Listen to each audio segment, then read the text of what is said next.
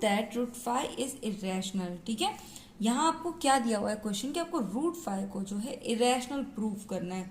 तो हमें हमेशा ऐसे क्वेश्चन में क्या करना है ना, जो दिया हुआ है ना उसी को हमको लेट कर लेना है। जैसे कि prove that root 5 is irrational, तो हमें उसका उल्टा अज्यूम कर लेना है कि suppose to that root 5 is rational. ठीक है, तो शुरू करते हैं क्वेश्चन को। Let us assume that root 5 is rational। ठीक है, तो रैशनल नंबर का मतलब क्या होता है, जिसे हम p बाई क्यू की फॉर्म में लिख सकते हैं। तो हम इसे ऐसे लिख देते हैं, root 5 is equal to a upon b. हम a अपॉन बी लिखे, p अपॉन क्यू लिखे, किसी भी फॉर्म में लिखे वो मैटर नहीं करता। ठीक है, p बाई क्यू की फॉर्म में लिख सकते हैं, जहाँ पे b क्या हो जाएगा, b 0 के इक्वल नहीं हो सकता।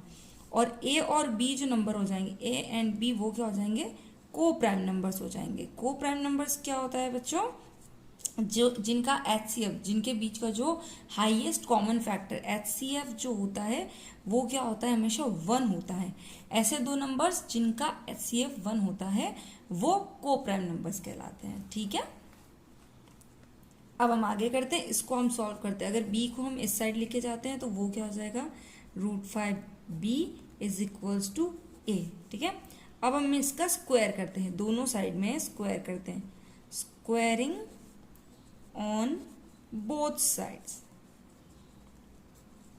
ये जो क्वेश्चन है ये बहुत इंपॉर्टेंट है, मैक्सिमम टाइम्स ये एग्जाम में पूछा जाता है। तो आपको स्टेप्स, एक क्वेश्चन को आप एक बार करोगे फिर सेकंड टाइम करोगे तो आपको क्या होगा, स्टेप्स जो है वो समझ में आने लगेगी कि आपको इस स्टेप के बाद में क्या करना है। ठीक है, तो इसको स्क्वायर करेंगे तो क्या हो जाएगा, रूट 5 का whole square is equal to a का स्क्वायर। तो ये क्या हो जाएगा, रूट 5 का होल स्क्वायर, तो रूट हट जाएगा इसका, ये हो जाएगा 5b square is equals to a square. ठीक है, अब हम क्या देखते हैं कि ये क्या है, a स्क्वायर जो है, a square is divisible by 5।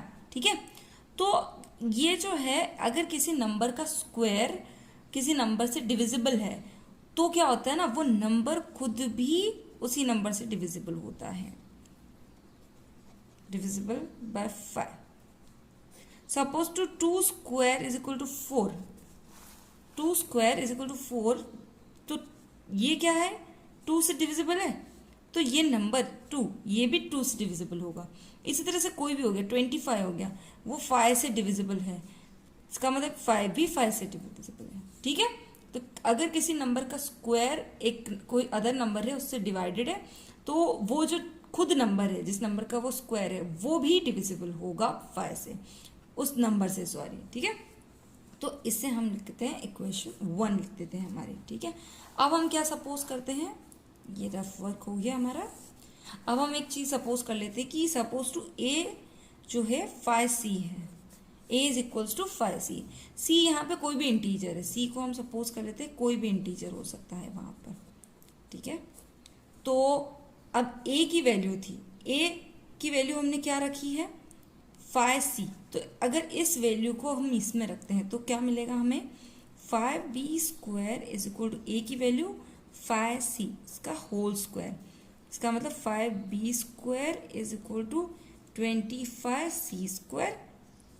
ये फिर से कट हो जाएगा, 5 5 25, b square is equals to 5c square. ठीक है, तो अब फिर से हमें क्या मिल जाता है कि b square is divisible by 5, तो क्या हो जाएगा, जैसा मैंने आपको ऊपर एक्सप्लेन किया है, b is also divisible by 5। ठीक है, ये हो गया हमारा 1 और ये हमारी इक्वेशन 2, उसको डाल देते हैं। ठीक है,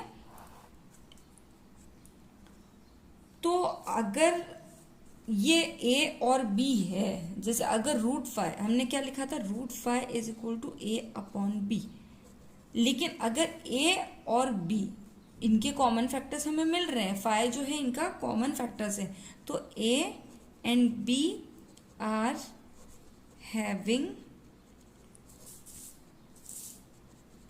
कॉमन फैक्टर जो कौन सा है, फाइव कॉमन फैक्टर हमें क्या मिल रहा है, फाइव कॉमन फैक्टर मिल रहा है। तो इसकी रैशनल नंबर होने की कंडीशन तो ये होती है कि ये दोनों को प्राइम नंबर होंगे, इनका कॉमन फैक्टर सिर्फ एक ही होता है, वो वन होता है, ठीक है, वो को प्राइम नंबर होते हैं।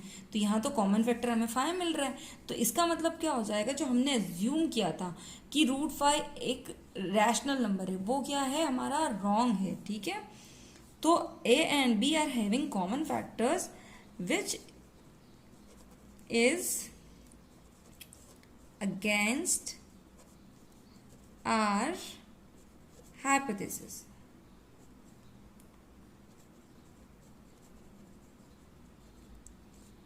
ठीक है, तो इसका मतलब क्या हो गया, हमने प्रूव कर लिया कि क्या, हैंस प्रूव्ड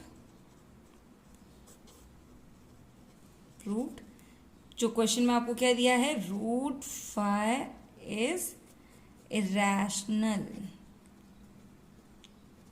ठीक है, ये जो हमारा क्वेश्चन था हमने इसमें क्या प्रूव कर दिया कि रूट फाइव जो है वो एक इरेशनल नंबर ही है, वो एक रैशनल नंबर नहीं है। ओके बच्चों।